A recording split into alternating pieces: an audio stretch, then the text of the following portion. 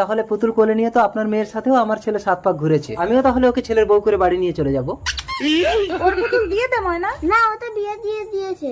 তুই একটা ছেলে পুতুলগুলো সকলে মেয়ে পুতুলগুলো কি বিয়ে করে নিয়ে নিবি? আমার ছেলে পুতুল এক কথাটা 10টা বিয়ে দেব, তোর কি রে? বলছি ভিখারির পুতুল দিয়ে দে। বড়াই বউকে আলাদা করতে নেই মা।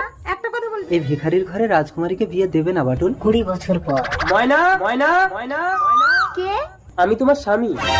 আমি আবার কবে বিয়ে করলাম? মনে আছে ময়না, ছোটবেলায় পুতুল খেলার ছলে আমি তোমাকে বিয়ে করেছিলাম? বাটুল, ঘরে চলো ময়না। দাঁড়াও দাঁড়াও।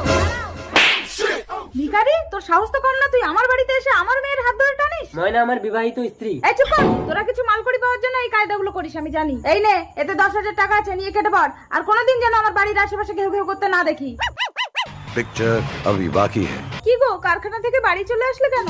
নতুন আইপিএস এসছে, আমাদের সমস্ত 2 নম্বর কারবারগুলো বন্ধ করে দিয়েছে। কি সর্বনাশ, তাহলে তো আমরা পথের ভিখারি হব।